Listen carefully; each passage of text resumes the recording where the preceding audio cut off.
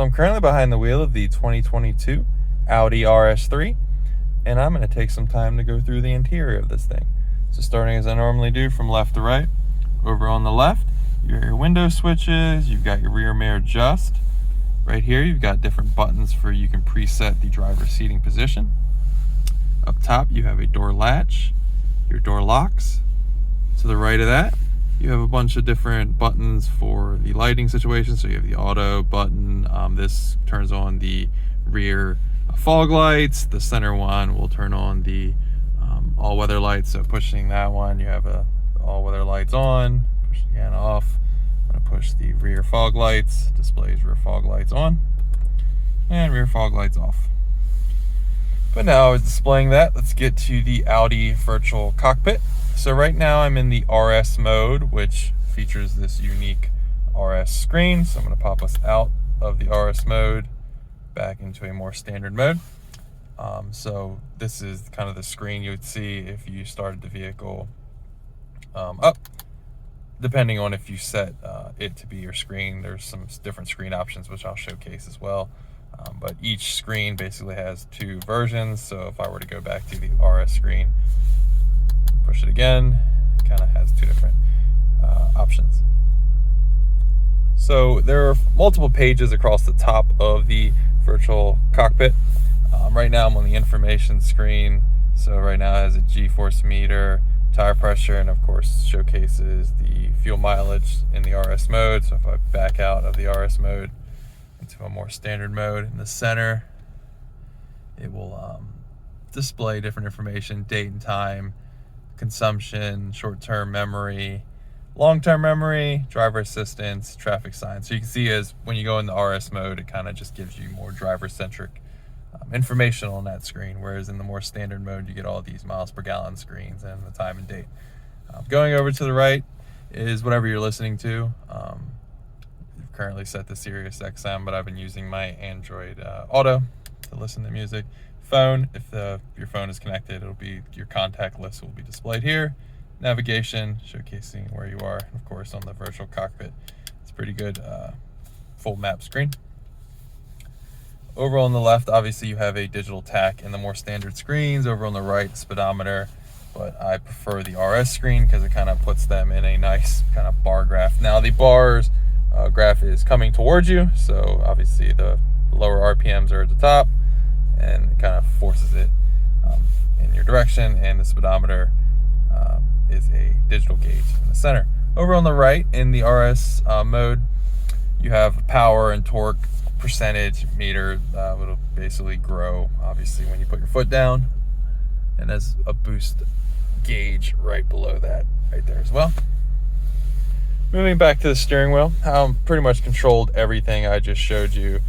First is the RS button, pops you in RS1 or RS Performance, and then back out to the normal mode. So let's say you started the vehicle up, you'd be on this screen, push RS once, you're here, displayed RS Individual, push it again, you're in RS Performance, and you can adjust them by hitting that little notepad on each of the two options in the RS mode.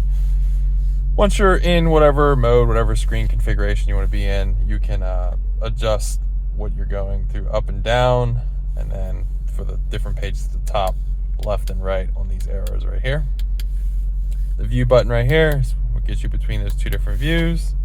And then you got talk buttons as well as tuner, left, right, and volume up and down. The back of the steering wheel features paddles, so downshifting on the left, upshifting on the right. And the bottom of the steering wheel features nice RS branding. So let me get you a better look at the steering wheel. Moving to the navigation display. So there are basically 5 main bubbles you can click on that will pop you in different sections of the navigation screen. So you have the kind of like a home screen, which you can customize. But this is the main home screen, which pops you in all the different options. And then there's basically 4 quick selections to get the radio, media, phone, and navigation. Basically top 4 on the first page or down below the home screen.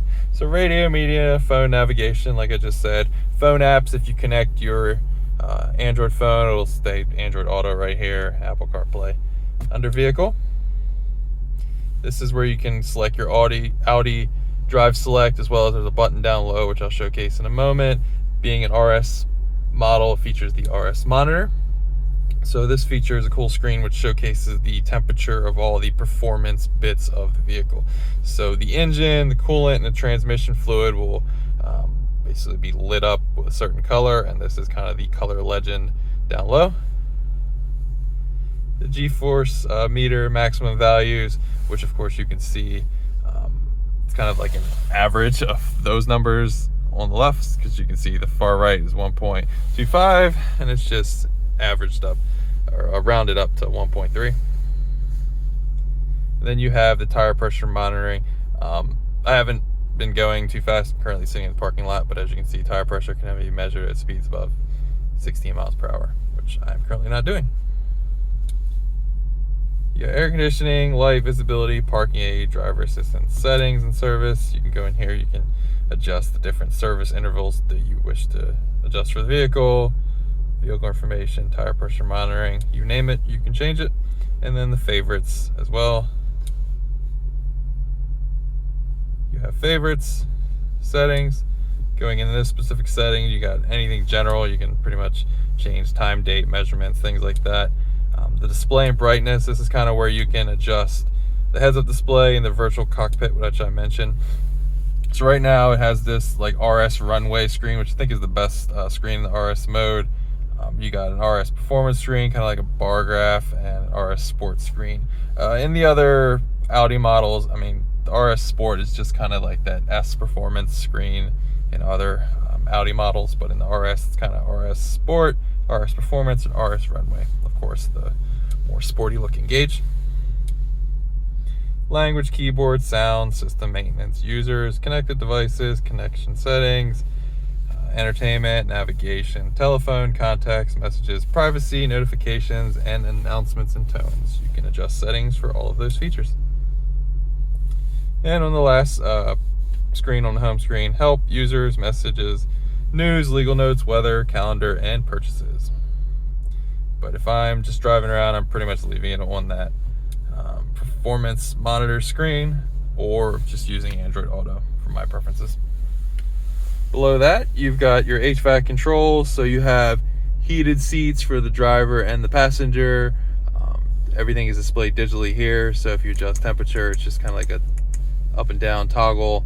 Same with the fan power, as well as where you want it blown, and the AC.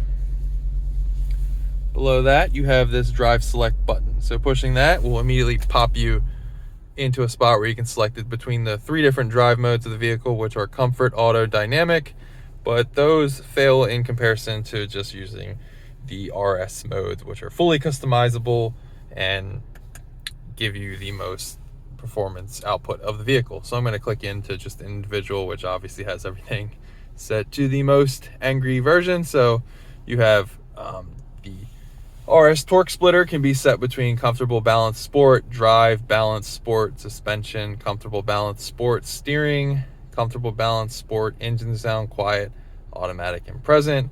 And the stability control is on versus being in sport. So if I were to go click on the performance one, I'm sure it's currently on sport. So that's basically the difference between individual and performance right here.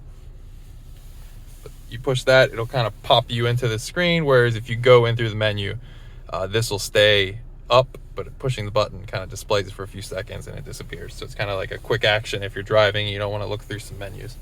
To the right of it, you have traction control off, your hazard buttons, and parking settings and sensors. Down low, you have 2 USB-C ports. Right here, you have a charge pad. It's kind of like at a tilted angle and has a little stopper right here for your phone to not slide too far. Coming up from there, you have your engine start stop button. I'm going to jump over the gear selector.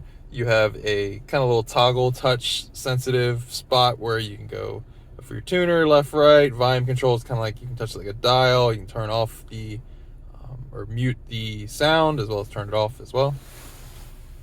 Then you have the driver gear toggle is what I'll call it. So it features a parking button, which I'm currently in, but put your foot on the brake, and then you can push up for reverse, neutral, drive, and then S1. If you wish to shift your own gears, you can put it in drive or S1. Simply grab a paddle and it immediately goes into M1. So in drive, grab a paddle, doesn't do anything. Put it in S1, grab a paddle, goes into M1. Put it back in the park for safety. To the left of that, or to the left and back from there, you have the parking brake latch. You have a 12-volt smoker's plug hidden right here. You have a little spot which pretty much holds the key. To the right, you've got 2 cup holders, currently holding the bottom of my gimbal. From there, you have your armrest, which releases a little spot, a little Audi branded cleaning cloth for all the nice displays in the vehicle. Over on the passenger side, features Quattro branding up top. Glove box. Give you a look at the passenger door. The RS branded seats and unique honeycomb style material. The design of the seats goes to the rear, but did not feature the RS branding on the seats in the rear. The front of the cabin features a sunroof, and sunroof controls are all up top, including some lighting controls as well. But that is pretty much the interior of the 2022 Audi RS3. Thanks for watching.